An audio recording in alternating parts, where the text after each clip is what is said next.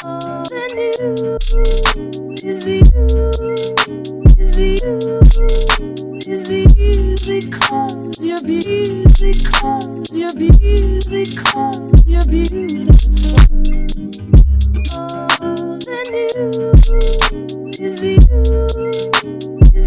up, everyone? It's Books and Looks TV. So today I'm going to play like half of the documentary, The One Drop Rule, and I'm going to give my commentary on the subject, and then I'm going to upload probably within the next week or two the second part of this documentary and my thoughts on it.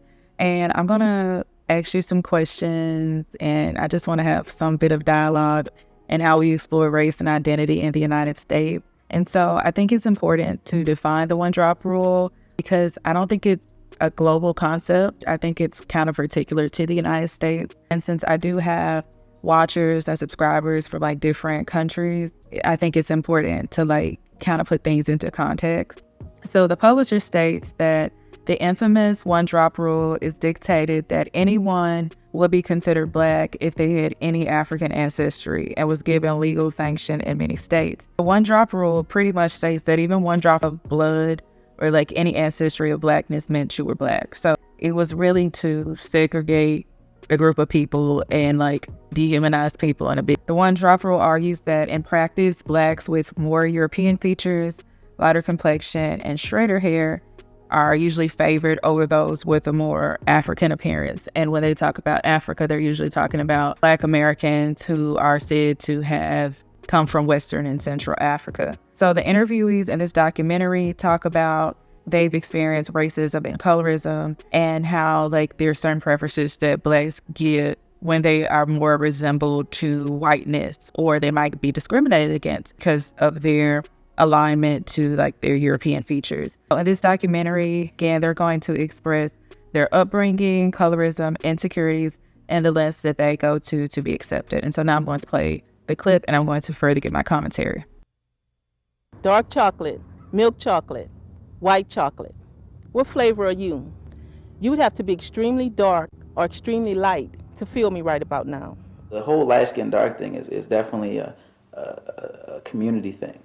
That's within our own community, and that's a problem that we have to deal with. There are people who really just have the one drop and who are not identifiably Black, but who certainly can sit down and be as Black as, you know, the darkest skinned person. You have light-skinned Black people, then you have mixed light-skinned Black people.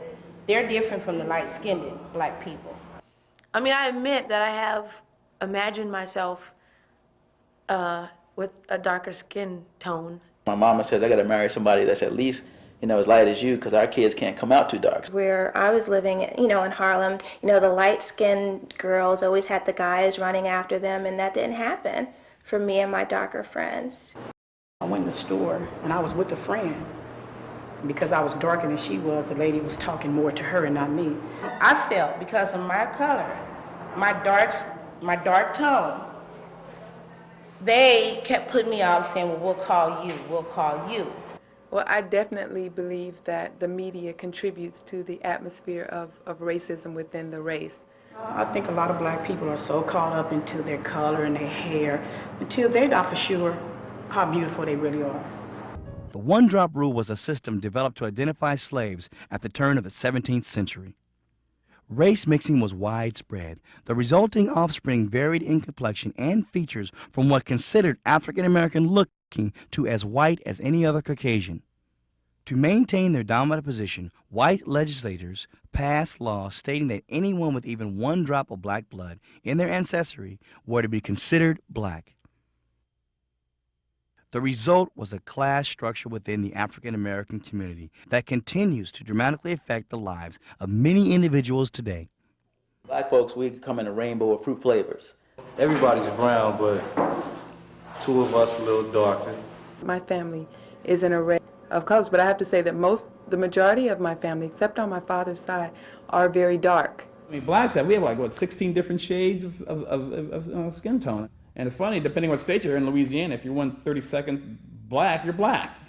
That could be, 3 generations down the road. Someone dipped into the wood pile, as it were, and all of a sudden, you have this little ounce of, Black blood in you, you're Black. I think that you're black, you're black. You have a drop of black and you're black. People don't ask questions anymore, you know? They just sum you up and put you into a category and place unrealistic labels on you. Whatever your definition, the members of the American black community span the widest range of features and complexions than any other race on this earth. In case you haven't noticed, no one's black, white, or anything plain anymore. Regardless of skin color, most African Americans are of mixed race. We can't escape what we visually see.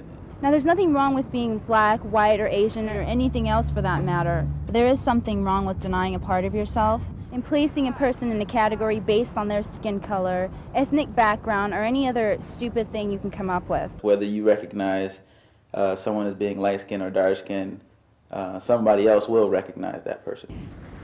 For those of you out there who feel the need to label me, at least get it right. I mean, my father's black, my mother's white. I'm probably the darkest person in my family. I've got as much blackness as the next person. You know, I am black. Well, father's black, mother's white. I always hesitate when I say that, only because of all the hundreds upon hundreds of conversations I've had when I tell people that I'm half black, which goes without saying does solicit some kind of surprised reactions. Even if they're light, I just say that as a black person. I'm African American and Caucasian. They want to say they all black. Okay, fine, you're all black. You're not as black. Pure black? My mother's mulatto, so my mother's light-skinned with really long black hair. So all my sisters are really light-skinned with really long black hair.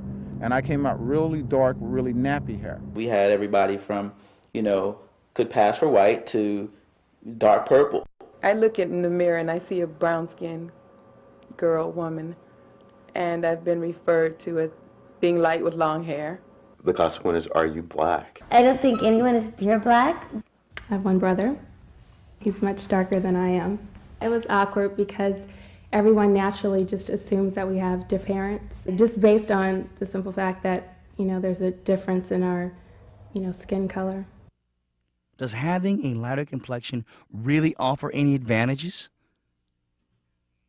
The problem within our own community was created back in slavery. It was a conscious effort. I believe one slave master was having some trouble trying to get his slaves to do what he wanted them to do. And he wrote a letter, and the letter he got back was from a slave master in the Caribbean. And in the letter, he was telling him that, you've got to divide and conquer. And divide and conquer was to divide them based on race. He decided to bring the lighter-skinned black folks from the fields and bring them into the house. Now you've created dissension among the people, among the families. And then that has been perpetuated, and it is still going on today. I believe that in America as we know it today, that we as black people are defined by our skin tones. We're all different colors. That was a problem though with my mom coming up, she said, because the lighter skinned kids of, her brothers and sisters, the lighter ones, they were treated different. And to this day, until this day. I guess it goes back to our history here, it's like white is better, you get more things. I mean, like, darker is a little bit worse, lighter is better. I used to work for a cosmetic counter, and I had someone I work with say to me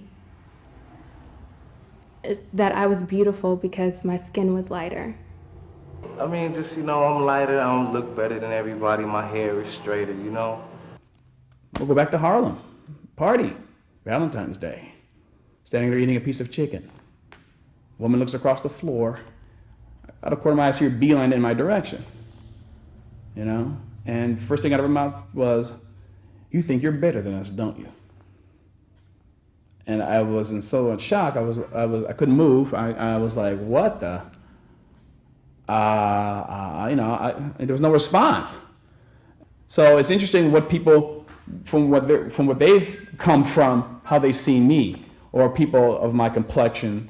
The mixed black and white people together, they act different, they act better than us, to me, yes. Because of my light skin, I would get accused of thinking that I was better. It's always been that kind of egotistical person.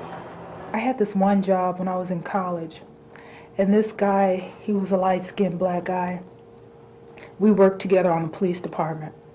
And he told me, he goes, if you notice, it's always the black ends that get arrested, that's causing all the trouble in the black race. When we were kids, you know, the darker skinned kids teased the lighter skinned kids because they felt that because we were lighter and closer to white that we somehow had an advantage or that we thought we were better than them. In high school, trying to be a cheerleader because I was dark skinned, they picked the pretty little half-pretty girls with the long, pretty wavy hair, you know. Although I could do the routine, I just didn't fit in, you know, because I maybe looked darker or whatever than the rest of them. You know, no one wants to be shunned for their complexion.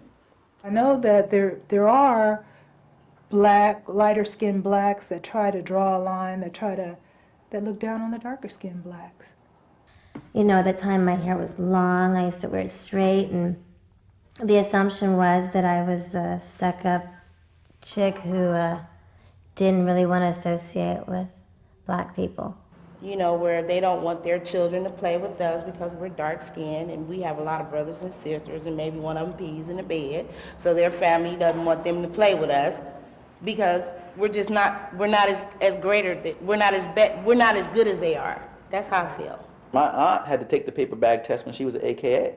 She had to, when she was in college, she had to stick, they had to put their hands and their arms next to the paper bag to see if they were darker in the paper bag. And then that was one of the criteria getting in. I believe that you're more accepted if you're lighter. The ability to pass or blend in with the white mainstream has often been associated with lighter-skinned blacks.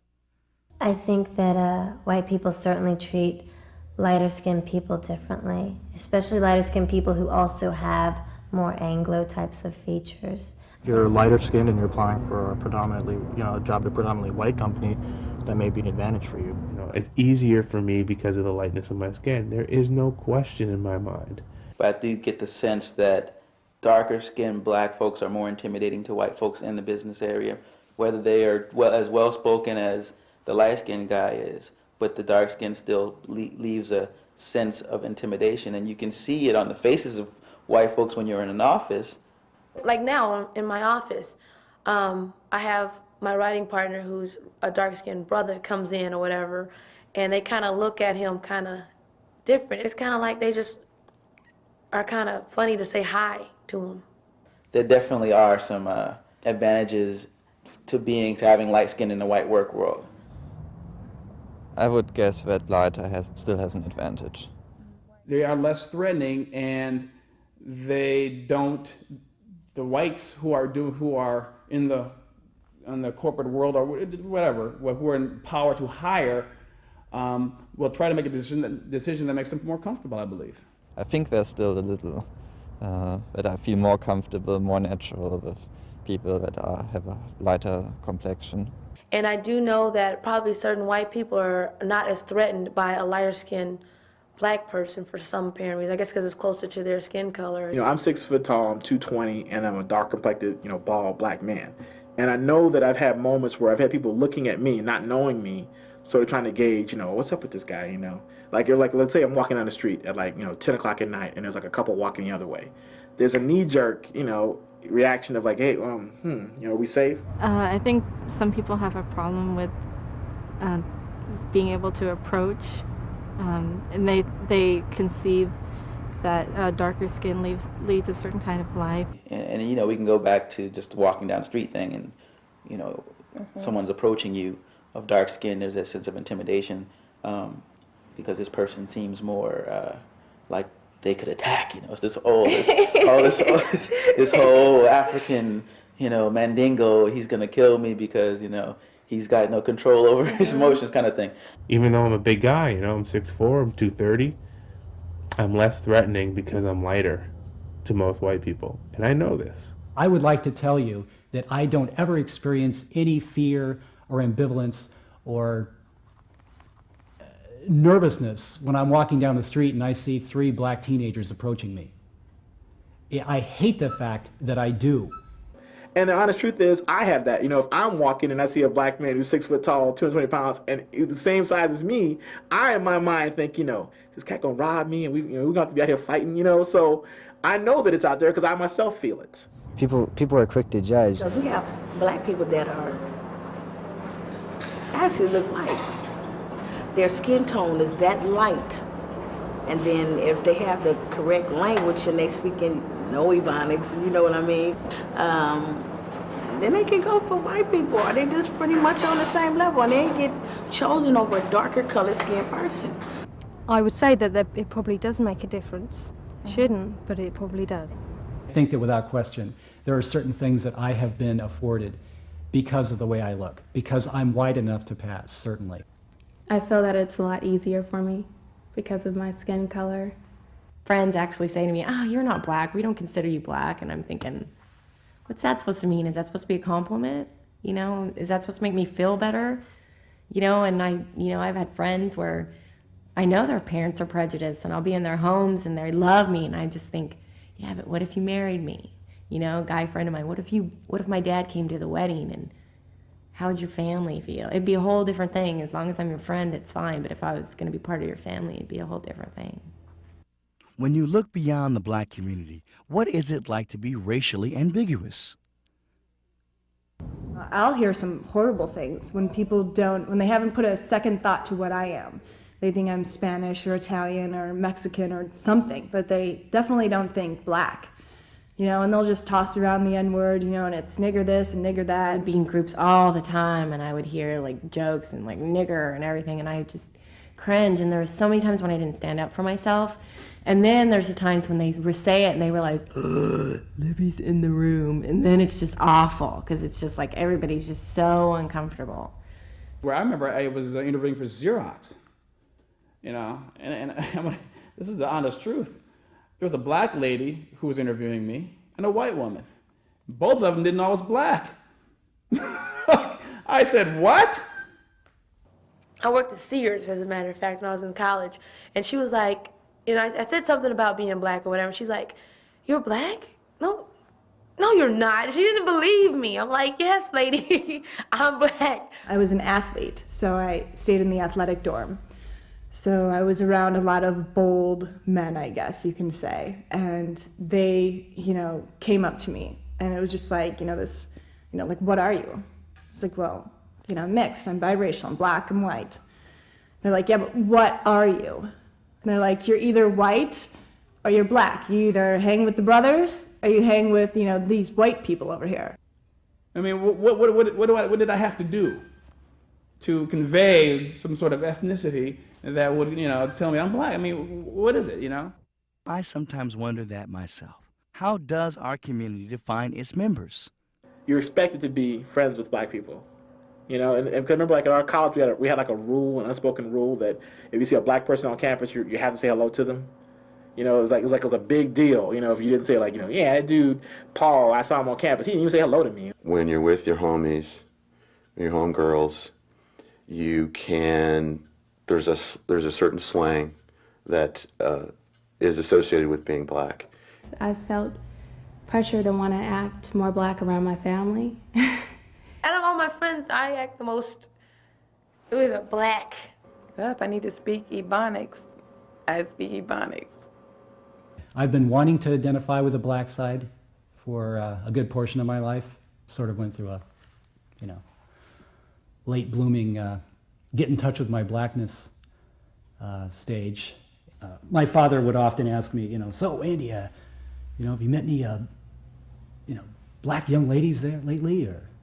And I almost felt like I was getting brownie points if I told him that I was dating someone, a black woman. And actually brought one to a barbecue once. And I couldn't help but notice some sort of degree of reception that she was getting from him that he did not display with other women. I somehow felt like I was being affirmed, like my blackness was finally being affirmed by my father. As a teacher teaching inner city kids, going in there from the way I speak, and their whole language is so urban and quote Ebonics that I come in there and say, good morning class, have a seat, and they look at you funny.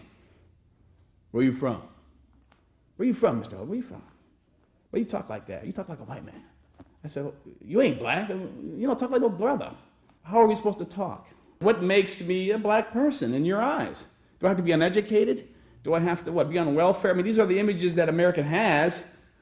Furthermore, Please refrain from all stereotypical cultural references, such as assuming I'm African American because of the color of my skin, or asking me about dreadlocks, braids, watermelon, or Michael Jackson or the Jackson family, or Ebonics, formerly known as slang, and is spoken by African American, Latin American, white, and anyone else living in the ghetto who has no comprehension of the English language.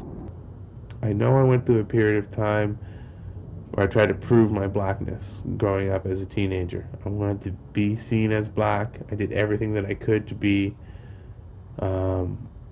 distinctively black, the way I dressed, the way I did my hair. You know, I had like the huge afro. Well, growing up, I went to a private school, and it was all white. There were just a couple of black kids there, and I really had no idea that I wasn't acting in the way that people consider to be black, whatever that really means. We were in Jack and Jill, and we went to a very conservative Baptist church, so I had a lot of exposures in the black community, but apparently it wasn't what some people consider like the authentic black community, because when I got to high school, I was met with a whole different type of black community. And there was just a variety of black people. They weren't all upper class bourgeois that I had been hanging around, and I felt very uncomfortable around them initially, and had to really work very hard on changing myself. There was a little brief period in my life when I was younger when I was accused of not acting black enough, or not speaking black enough. What does it take to be accepted by the black community? I mean, is everyone equal? I mean, I'm certainly the most Caucasian-looking one of the three of us, my brother and sister Libby. My white mother theorizes that is might explain some of the reason why I've kind of gone overboard trying to validate my blackness at every opportunity, whether it just be in a conversation or showing people how I love to dance.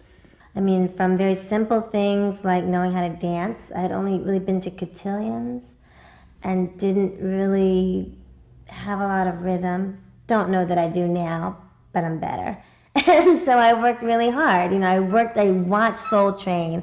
You know, I was like studying the whole hip movement. I think that sometimes black people have the advantage of having these extended families.